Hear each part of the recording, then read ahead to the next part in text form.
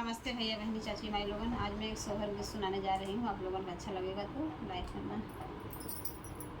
अरे अरे काली जमुनिया तू फरी के झपसी जा, तू फरी के झपसी जाती हो। जामुनी तो के तोरन राजायउतनी नयन भरी देखती, नयन भरी देखती हो। जामुनी तो के तोरन राजायउतनी नयन भरी देखती, नयन भरी देखती हो।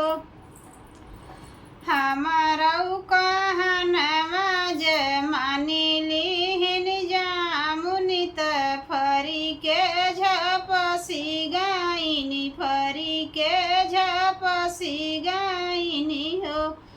हमारऊ कहनवा मानी लिहिन जामुनी त फरी के झपसी गाइनी, फरी के झपसी गाइनी हो। बहिनी भेजी देहनी राजाया अपन नौकरवाया, अपने नाही आयनी, अपने नाही आयनी हो।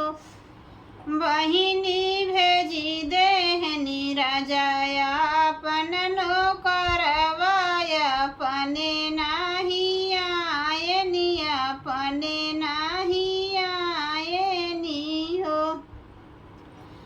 अरे अरे सासू जेठानी दुनऊ जन झगड़ी जातू, दुनऊ जनी झगड़ी जाती हो। अरे अरे सासू जेठानी दुनऊ जन झगड़ी जाती, दुनऊ जन झगड़ी जाती हो। हमारऊ कहनवा मानिनी सासू जेठानी दुनऊ जन झगड़ी गाइनी, दुनऊ जन झगड़ी गाइनी हो। हमारऊ कहनवा मानिनी सासू जेठानी दुनऊ जन झगड़ी गाइनी, दुनऊ जनी लड़ी गाइनी हो। सासू तो के समझावई राजायही, नयन भरी देखबई, नयन भरी देखबई हो। सासू झगड़ा छोड़ावई राजायही, नयन भरी देखबई, नयन भरी देखबई हो। बहिनी भेजी देहनी लहुरा देवरवाया, अपने नाही आयनी, अपने नाही आयनी हो। बहिनी भेजी देहनी लहुरा देवरवाया, अपने नाही आयनी, अपने नाही आयनी हो। अरे अरे गोदी के लालनवा किलकारी मारी रोउत, किलकारी मारी रोउत त पापा तोहरायउतनी, पापा तोहरा आउतनी नयन भरी देखती, हक भरी देखती हो। अरे अरे गोदी के लालनवा किलकारी मारी रोउत, किलकारी मारी रोउत त पापा तोहरायउतनी नयन भरी देखती, नयन भरी देखती हो।